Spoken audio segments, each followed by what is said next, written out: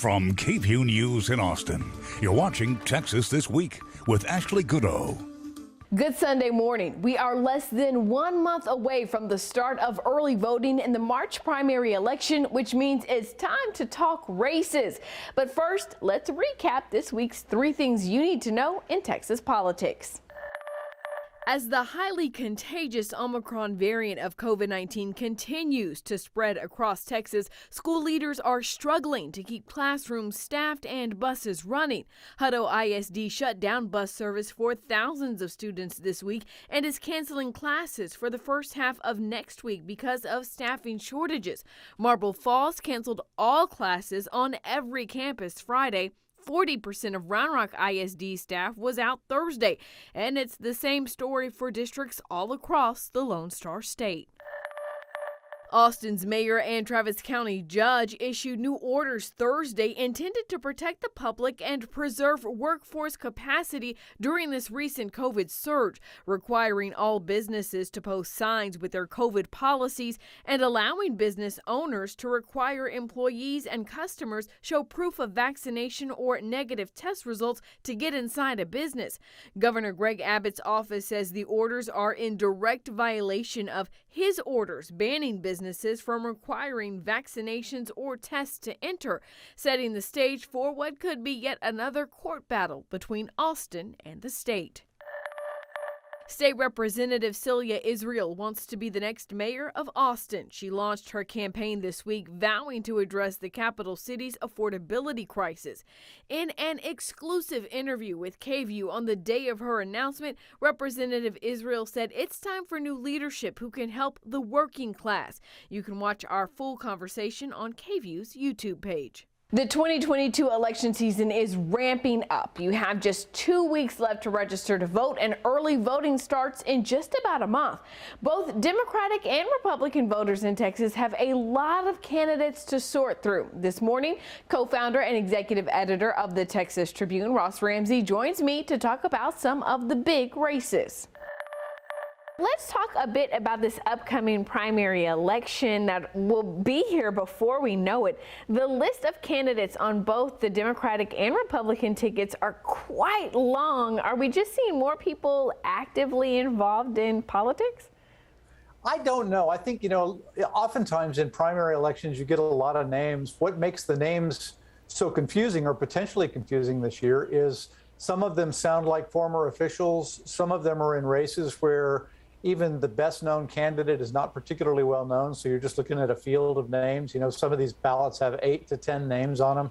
And unless you know exactly who it is you're going to vote for, this could be really confusing. And you could get some really funny bounces if voters aren't really tuned in. Yeah, really confusing, really overwhelming.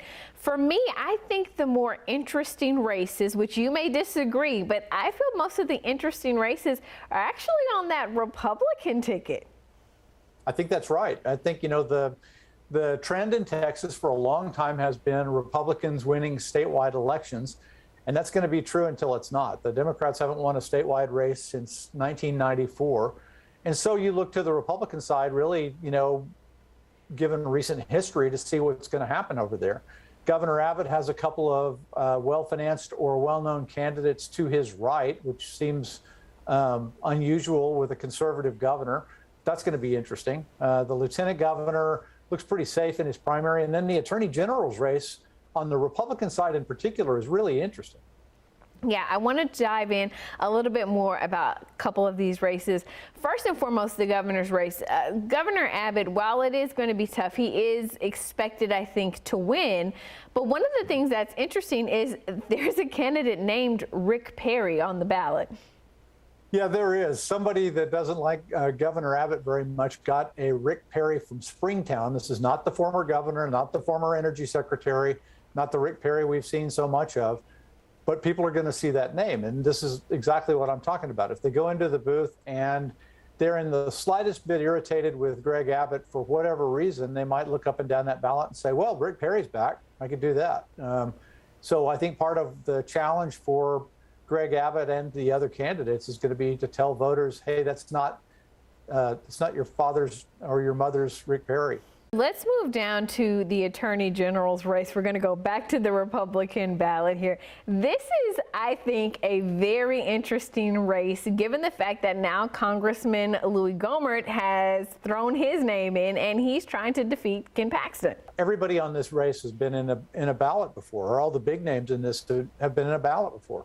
George P. Bush, the land commissioner, is running against the incumbent Ken Paxton, who's the Attorney General, against a former Supreme Court Justice, Eva Guzman, who quit the court to make this race. And then, as you say, Louis Gohmert is in here. So one of the interesting things when these votes come in is going to be to look at a map of Texas and see where the pockets of support were. You know, how strong is the Bush name in the Republican Party? How strong is the incumbent who is under indictment on one set of charges that's, you know, going on 7 years old, and under investigation on another set that, you know, we haven't seen the results of yet.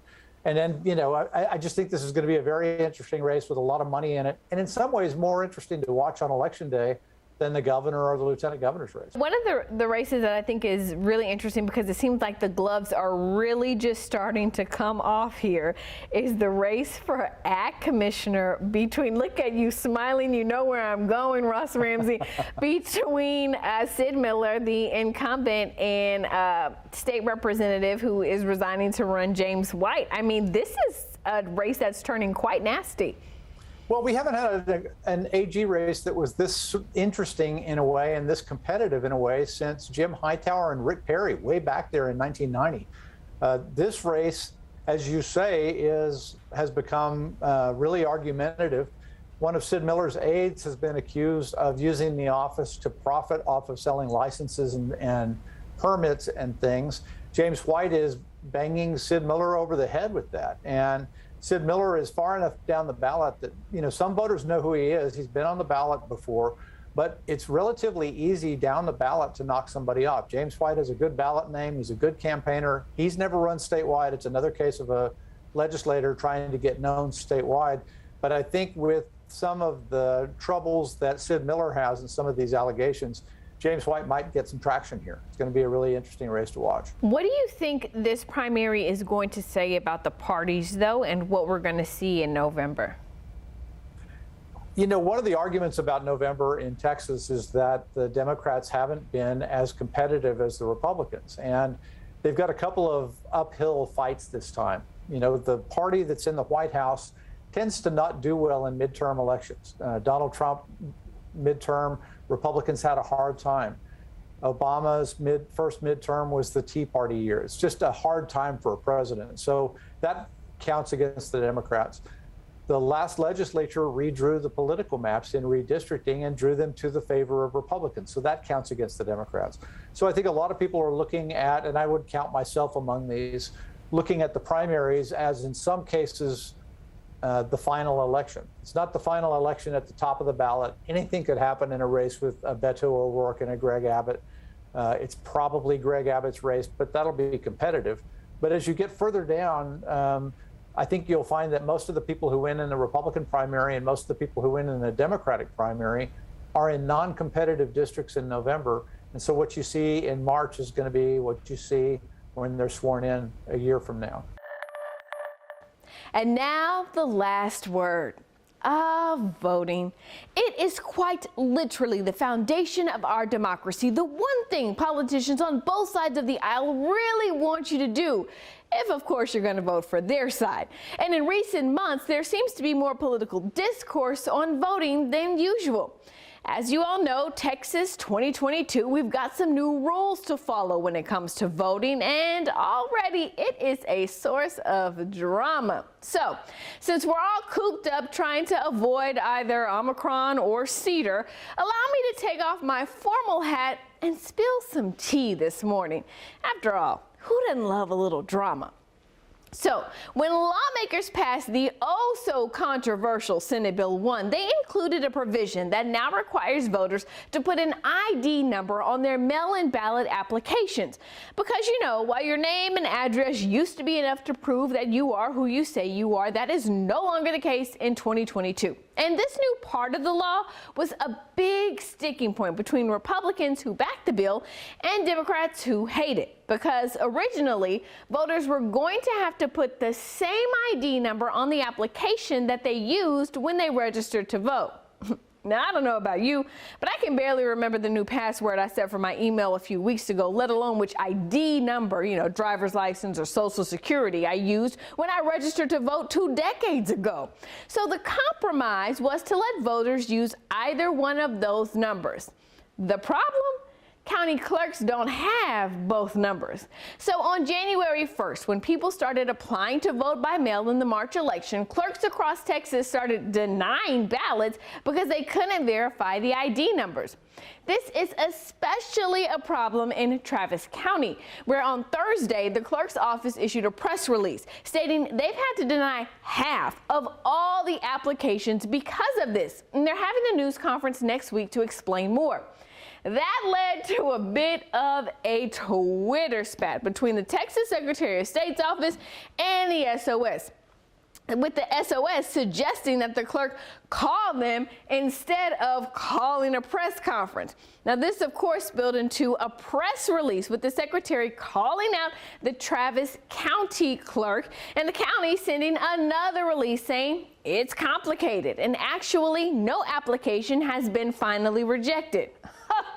The drama of it all. Now, I should point out to you that Travis County isn't the only county with this issue. The Texas Tribune reports Harris and Bexar counties have also rejected hundreds of applications. So while all of these officials are fighting, allow me to help all of my absentee voters out there. We're going to show you what the mail-in ballot application looks like. Please, please, please don't forget to fill out this section of the application, lest your ballot become a casualty to all of this political drama. That's the last word, and this has been Texas This Week.